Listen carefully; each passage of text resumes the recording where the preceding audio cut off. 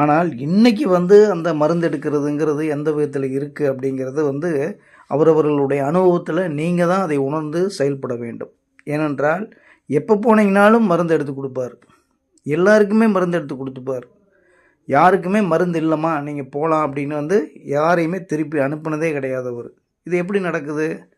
அப்போது ஒரு முறை எடுத்த பிறகு அது சரியாகணும்ல, மறுபடியும் ஏன் உள்ளே இருக்குது அப்படின்னா மறுபடியும் அந்த மருந்து வேலை செய்யுது அப்படின்னு ஒரு விளக்கத்தை கொடுப்பாங்க. ஆனால் இந்த விளக்கத்துக்கான விஷயத்தை நம்ம விரிவாக சொல்லக்கூடிய விஷயங்களாக இல்லை. ஏனென்றால் ஒரு காலங்களில் முன்னோர்களுடைய அற்புதமான அந்த ஒரு விஷயங்களில் தெய்வத்துடைய அனுகிரகத்தில் இதெல்லாம் உண்மையாக இருந்தது. ஆனால் இப்பொழுது அந்த வாயில் எடுக்கக்கூடிய அந்த மருந்து எடுத்து சரி பண்ணுறோம் அப்படிங்கிற அந்த விஷயங்கள் எவ்வளோ தூரம் உண்மை அப்படிங்கிறத அவரவர்களுடைய அனுபவங்களிலிருந்து தான் நீங்கள் தெரிந்து கொள்ள வேண்டும். ஆனால் ஒரு விஷயம் நான் சொல்லிக்கிறேங்க, நீங்கள் எத்தனை முறை போனாலும் அவர்கள் மருந்து எடுத்து கொடுப்பார்கள்.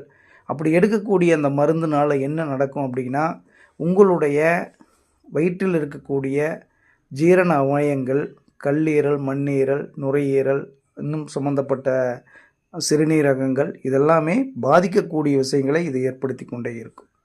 அப்போ இதுக்கு என்னதான் தீர்வு அப்படின்னா தெய்வத்தினுடைய முழுமையான நம்பிக்கை மட்டும்தான் இதற்கு தீர்வு. அதுவும் சாதாரண நம்பிக்கை கிடையாது, மிக மிக மிக மிக ஆழமான நம்பிக்கை, அர்ப்பணிப்பான நம்பிக்கை. இதுதான் தீர்வு. அப்படின்னா தெய்வம் மட்டும்தான் துணை. தெய்வத்தை தவிர மற்ற எந்த விஷயங்களும் துணை நிற்காது.